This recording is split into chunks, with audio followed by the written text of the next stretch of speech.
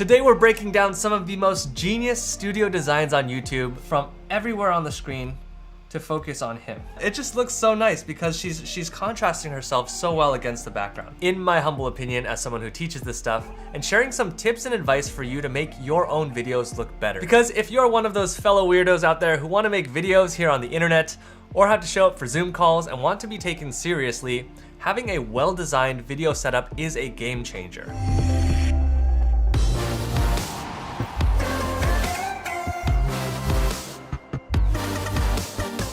And by all means, this is not a definitive list at all. There are so many talented creators to learn from. I can't even begin to list them all here, let alone fit into one single video. So if you have any favorite creators of your own, drop them in the comments and I would love to do more of these breakdown videos for you all. All right, so let's dive in and make sure to watch to the end because I'm saving one of my favorites for last and there's some very, very interesting stuff here that you won't want to miss. All right, so first off right here, we've got Zahira Curry from the channel Designers. She is amazing at what she does and she's all about interior design and teaching you how to set up, kind of like what we're doing here, setting up a very nice looking space to live in versus here we're talking about a nice space to film in. So very similar. And she's doing some amazing work. And this shot in particular right here, I love how she set it up.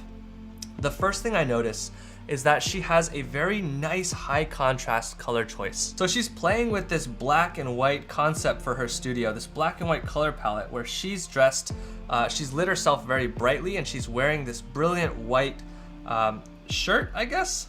Kind of like a 75% of a shirt. And it just looks so nice because she's contrasting herself so well against the background.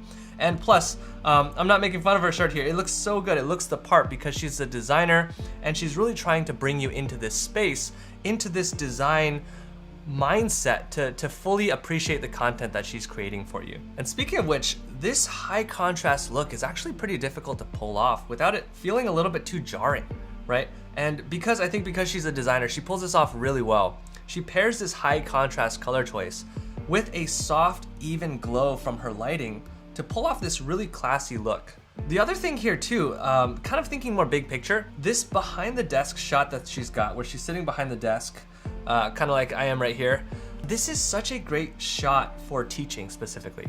She teaches design on her channel and on her Instagram, and so she set up her entire studio from the beginning to demonstrate authority and credibility in her specific niche. And so this is super important to think about, especially when you're crafting your own studio. Really think about what you're trying to do for your audience and what your content is trying to accomplish. So for here, you feel like you're in the drafting room with her, planning out the specific like architectural design of something, and it really pulls you into her content. And next, we've got Matt Diavela. This guy is a legend here on YouTube. He's actually one of my early inspirations when I was building out my channel again. And he's got some really, really great content, and he's sort of brought over the Netflix style of documentary filmmaking over here to YouTube. All right, so if you don't know, minimalism is all about the minimal way of living, right? Having less stuff in your space, less clutter, less stuff vying for your attention. When you're creating your content, you again want to think from the core outwards. What is your content about? How do you want your viewer to feel? And what message do you want them to internalize? And build outward from there. Building your studio is creating this entire emotional environment for them to experience you and your content. And so Matt does this perfectly. All right, so as you can see here, he doesn't have that much clutter on the background behind him. And a lot of the stuff he has even blends into each other, further receding into the background. And so the way that his shots are designed is it's a very minimal feeling experience for you to be here hanging out with Matt. And so it also, again, draws your attention from everywhere on the screen to focus on him. But at the same time, it's not blank enough where there's nothing else to look at. Sometimes you have people standing in front of a white wall, and that actually is a very, I think, not the best choice because it looks very amateurish and it's very empty. But Matt here has found the perfect balance where he has stuff in the background, but it's not pulling your attention. It's just giving you enough visual context to anchor you inside that space. So his lens choice here also is such a huge factor, and I think a very great intentional choice that he's implemented. So you can see here that he's filming on a wider lens, right? Wider lenses are like those fisheye lenses you see in those 90s music videos where you can see everything around you. Real estate photos are almost exclusively shot on wider lenses. And what it is wider lenses help to increase the sense of spaciousness in your environment, right? They allow you to see more and therefore feels like it's less cluttered when you're looking at that final shot. So I think Matt has done an amazing job here picking a wide lens because, again, spaciousness really matches the whole ethos of minimalism, creating space for the stuff that matters and reducing the clutter here. So that, I think, was such a smart, intentional choice on his part. The other thing Matt does really well with his content is he builds this relationship with the viewer where he invites you into his life and kind of invites you to share his space. And he does that by using a variety of camera angles. So for instance, he'll have you positioned on the counter so you can, just be chatting with him in the kitchen, and then you can be posted up behind his laptop as he's doing work. And so you get these different glimpses of various different places in his space throughout time, throughout his daily life. So you really feel like you're connecting with him as a friend. Keep in mind though, this makes it a lot harder to film content on a regular basis though, because you have to think about the shot each time, and that becomes this big obstacle to actually filming and planning out the entire video. Matt's a filmmaker, so he's an artist at setting up new shots over and over again. If you think about an average scene in a film or a documentary, you have, I don't know, let's say 20 different shots per scene. And in a typical 90-minute film, you have, again, let's random number, 20 different scenes, right? So that is a lot of different angles that you have to film. And it's a huge part of filmmaking, constantly thinking about how to set up new shots and then how to adjust your lighting and then double checking your audio and making sure that the camera is situated properly and all this stuff. So as a solo creator, if you're trying to do this in a YouTube video, you're constantly thinking, okay, I'm thinking about the script that I'm saying, but at the same time also thinking about, is the lighting right? Is the camera right? Are all these settings done correctly? And that can be a lot of stuff to keep track of. And this is where Matt's background really shines here, because he's able to create so much quality content because he's honed his filmmaking craft for years at this point, setting up new shot after new shot in every possible imaginable environment. So for you watching right now, thinking about your own studio, I would want you to consider what relationship you want to create with your audience through your videos, but also what relationship you want to have with the filming process, with your workflow as a producer of content. Do you want to immerse yourself in the craft of filmmaking and really have the flexibility to dial in that perfect setup every time you change angles? Or do you want a reliable workflow that allows you to just turn on your camera in less than 60 seconds, have everything set up so you can just deliver your content? And there's no right or wrong answer here. It really just depends on what your specific goals are with your content and how it fits into overall, say, your business or your life as a whole. All right, now we've got one of my favorite YouTube studios of all time. This is Anna Akana. You may know her from the movie Ant-Man, although she got her start making videos right here on YouTube. And she again has some of the best designed studios I've ever seen on this platform. Her content that she and her team have created just are so well done, where every single frame of every video almost looks like its own cinematic masterpiece. So obviously there's a lot that goes into something like this. But one thing that I think Anna and her team have done exceptionally well is how they've made use of her colorful backgrounds. Oftentimes when people go for this colorful look, it can start to get very messy and overwhelming really fast because it's not always easy to work with colorful backgrounds. But again, their team has found a way to do so in an incredibly tasteful way. So if you want to go for this colorful look yourself in your studio space, try to find colors that are similar in saturation, so kind of the amount that the color pops out at you, as well as try to light them to a similar level of brightness as well. And this will give the colors the best chance of fitting in together and not fighting with each other on screen. When I help people build their studios, I notice so many of them kind of just assume that adding more color is always better. And this sadly is almost never the case though. And it leaves their studios looking like this sad, messy jumble of pieces that don't quite fit together. Instead, you want to think of your entire video frame as a painting.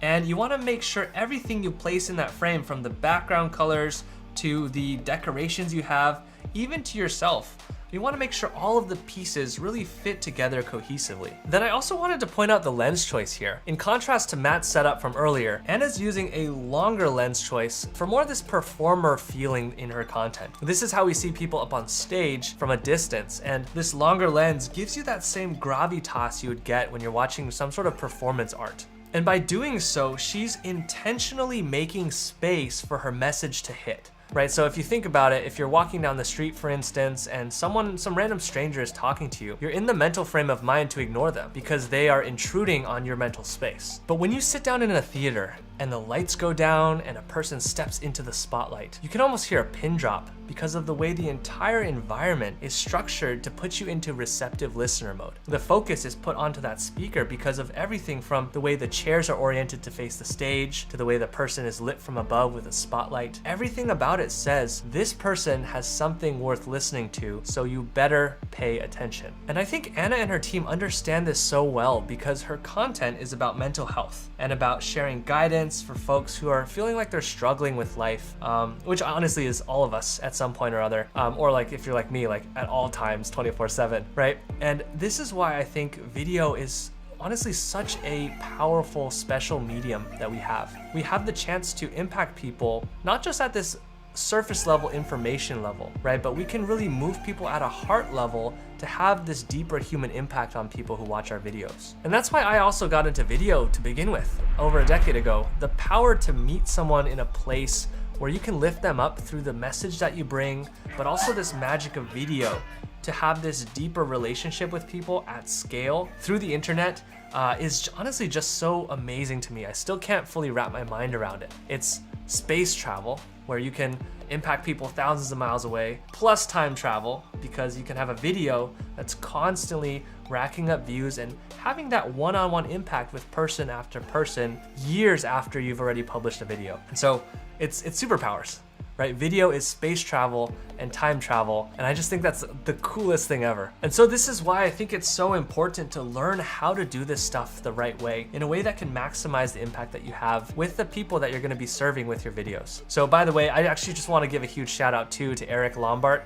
He's Anna's director of photography, who is responsible for so much of this. And he and I recently connected. We've been nerding out so much about this stuff, about the power of video and how to craft this emotional experience for your viewer, again, beyond just the surface level information. So I'm hoping to bring him on here at some point to share maybe some behind the scenes or some extra wisdom for you all here. So shameless plug, make sure to I was gonna say unsubscribe, so make sure to subscribe, otherwise you'll miss that video that we might do in the future. All right, now for the final studio. This is honestly one of my favorite all-time studios, even more than the one I just showed you. This guy is Andrew Huang, and he built a freaking spaceship in his studio. I'm not even kidding, he built a spaceship. So if you look right here, he's got the entire set he's built. Honestly, this is just so amazing. He's got even the fake windows and this entire space. I don't even know how he did this, but it is masterfully done. I can't get over the fact that he has a spaceship as his studio. Just like the coolest thing ever. All right, so this is obviously an extreme example of building this world in which you want your audience to experience your message for the maximum impact. But here, Andrew has really gone the extra mile of creating content about the wonder and magic of music creation and the inspiring process of discovering new sounds. And he works through designing soundtracks and soundscapes, and it really fits his channel. So he went all out here. I just still think it's nuts that he built this studio to fully immerse his audience into his content. He really found a way to capture the feeling of discovery, the feeling of inspiration, of flow, maybe even of weightlessness, and all this stuff. And he found a way to visually put this into his videos. So when someone sees his thumbnail, before they've even heard him talk or heard his music, they can start to feel this thing that his content is going to be delivering. And he puts people into this entire environment so that they get to soak in the essence of his content as much as possible. And it's just so fantastically done. All right, so really the biggest takeaway here from Andrew is not to build out this amazing spaceship and everything, but to really apply it to your situation. Think about what you want your audience to feel. What is that essence of what it is you're doing, right? Do you want people to feel wonder? Do you want people to feel inspired? Do you want them to take action, or do you want them to rethink a certain part of their life? There's so many different underlying, what I call emotional payloads that we want to deliver through our content. For my personal YouTube channel, a lot of it is trying to show people that they're not alone in what they're going through. Showing people that, hey, it's okay to grow and improve as a person, and to really uplift people, right? But depending on your content, that's gonna be very different for you. And this is how you can design a studio that's right for you and your content. To start with understanding what do you want that person on the other side of the camera to feel, and let everything else kind of emanate from there.